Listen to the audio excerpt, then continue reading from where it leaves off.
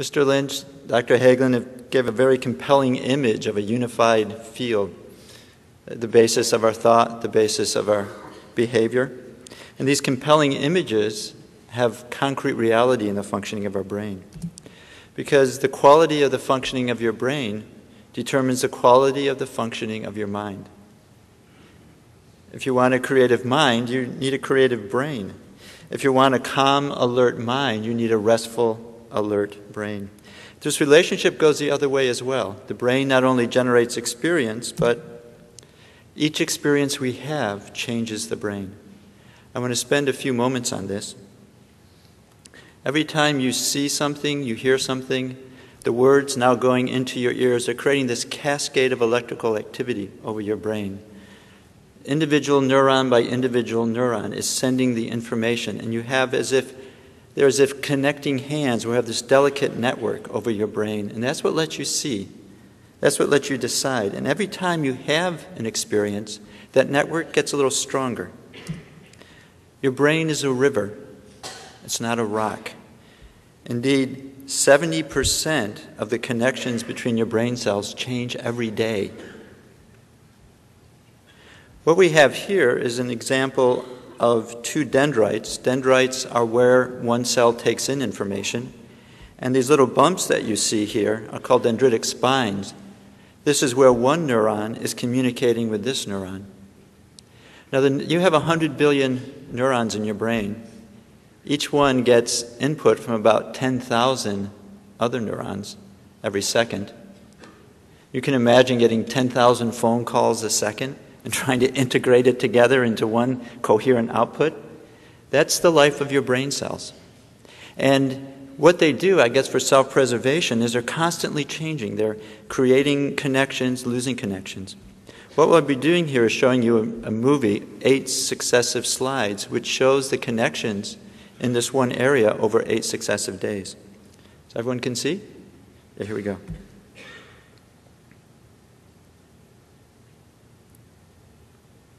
Wow, did you see that? Here, I'll show you again. This is what happened. Your brain is incredibly plastic. You notice the bumps, the spines coming out here and then disappearing again. This is what's happening every day. This is what's happening when you play golf and you work on getting that strong, powerful drive. You're actually creating specific networks in your brain, and you're working them so they become very strong. We have some experiment here that was done with a chimpanzee that shows the result of continual experience. And all they did is they just touched the fingertips of the chimpanzee 20, 30 minutes twice a day. And so here we have the experiment. It was a very benign experiment. I'm sure the chimpanzee loved it. And what they did is they looked at the brain here, which responded to when the fingertips were touched. And they did this for about 3 months. And notice these areas, 3D and 2D are the notation for the second and third fingertip. Notice what happened after 3 months. Now, can you see that? Look at this. What's happened is whenever you have an experience, you devote more of your brain to processing that. And so when you get something, be it academic or sports or music or a thought, it's just that connection is now strong. Now, an important point here is all experiences change the brain. So when you're in a college class and you learn some fact, you've changed the brain. But also the whole college's experience is affecting the brain. Students are often under great pressure. They're often overtired, and this also changes the brain. When you're under high stress and fatigue, what happens is something called downshifting. Downshifting. You shift down to a more primitive style of functioning where the back part of your brain here, which is your concrete sensory area, talks to the motor system, and that's it. You're in a more of a stimulus response mode. Someone comes up and says, "Your hair doesn't look very good today." And you get really angry at them. You don't have to get angry at them. They may be making a joke. What's happening is under stress and fatigue, or maybe your hair doesn't look good. Some people don't have to worry about it. Under stress, under fatigue, what happens is this front part of the brain here This is the CEO of the brain. This is where David Lynch is in your brain. This is the director. All other parts of the brain send their information to the front. It gets integrated. It's sent back out. Under high stress, these connections are not used. And when you actually have connections of this part of the brain and someone comes up and makes a comment about your hair, you say, oh, you didn't get a good sleep last night, or it's a joke, or he thinks I'm somebody else. You're not responding to the surface value of that relationship. You can see more fundamental to it. Now, what does happen over time under high stress and fatigue is this area, the CEO of the brain, is just not involved in usual experience. And that's what this picture is of. These are people lying down. This is their spinal cord, so their feet are coming out at you. You're looking up at the top of their brain. This is where the eyes are, and these are both during eyes closed rest. And what we're looking at is brain metabolic rate. Now, this Swiss cheese you see over here, they're not really holes here, but these are areas, these are functional lesions. That is, these parts of the brain are not involved in whatever you're doing. What this means is that you can, and this is, by the way, a very violent individual. It's a criminal. It's not a college student. But high drinking, high stress, mental stress, physical stress results in this. The brain is constantly being rewired. So you may be wondering what can strengthen these frontal connections, and transcending does this. It actually directly exercises the frontal area. It makes it alive. It connects it with the other parts of the brain.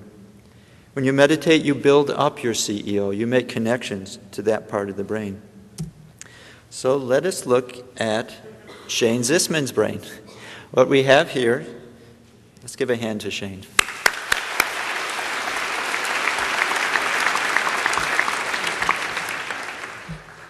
What we have here is a blue stretch cap.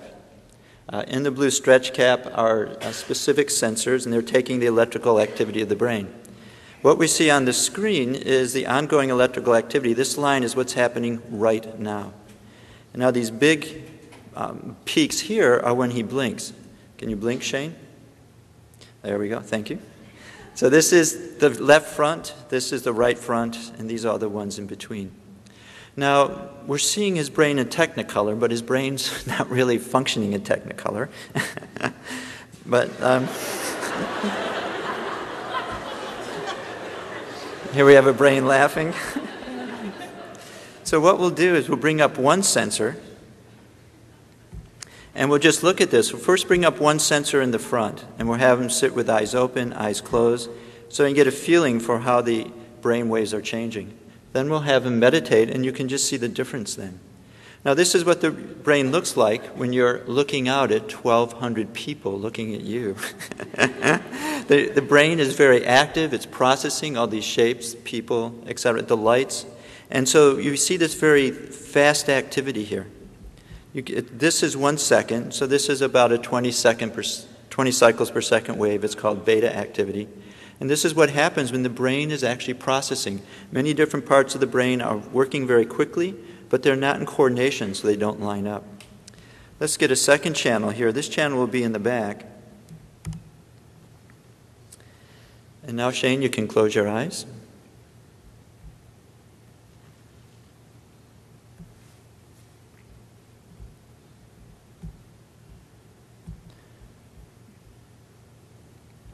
Now, noticing this very rhythmical activity, it's primarily in the back here. See this? This is called alpha activity.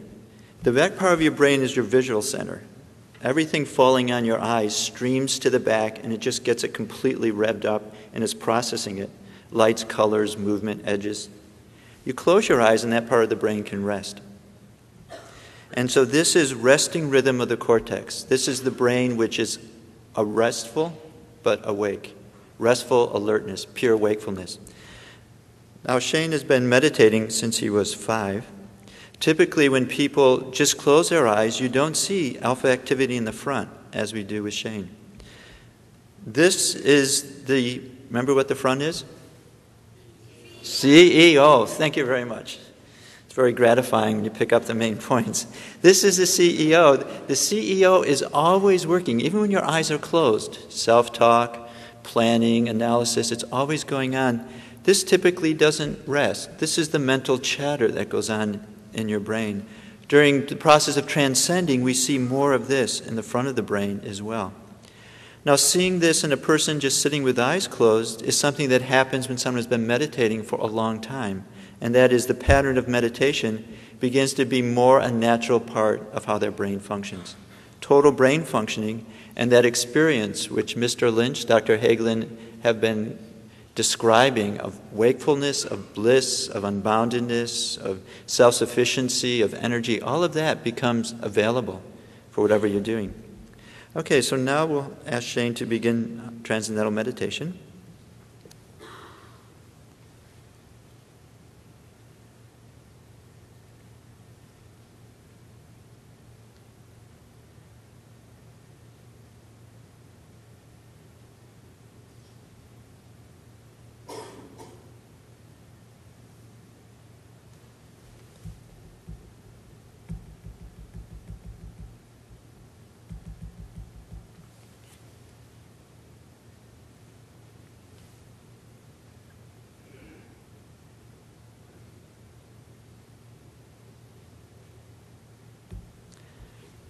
And what we see here is quite remarkable. You don't typically see this. If there's any EEG people in the audience, I'm sure you're saying, where is that coming from? This very high amplitude alpha activity in the front of the brain. And notice how it's tracking what's in the back of the brain. See, it's going up and down here, and the same way it's going up and down in the back, here as well. The whole brain is as if coming into sync, into single unity of functioning, total brain functioning. And this is underlying that experience of wakefulness, of alertness. And notice also how it's seen throughout this whole record, this whole 8 seconds. This is the experience, this is the brain state that's happening when you meditate. Okay, we'll let Shane meditate for a few minutes more and then we'll go on.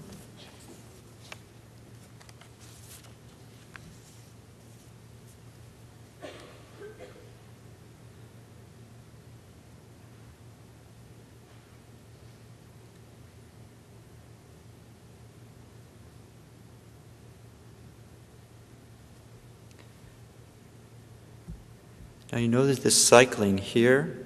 There's much more of this global alpha. Here it goes away, here it comes back again. The whole process is very dynamic, with the mind settling down, coming back out, settling down. You become very familiar with that whole level of life. So now what we do is we'll ask Shane to stop meditating, sit easily for a minute or so, and then open his eyes. So the point I hoped you could see is that with TM practice, something is happening quite remarkable. That part of the brain which typically is always active, where we always have this very fast activity, as we see now as Shane's coming out of meditation, it can be restful, it can be alert. The whole brain can be functioning as one, total brain functioning. And since you're constantly creating and recreating your brain circuits, this experience helps to create a new type of circuit. What will your brain be like when you graduate?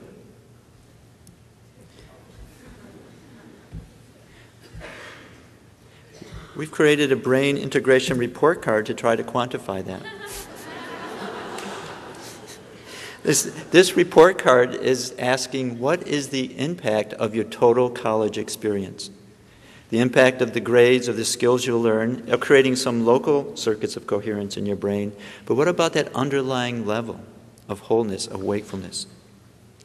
The total brain functioning complements your academic report card. So I'd like to leave you with one thought. This is going back to the Wizard of Oz motif.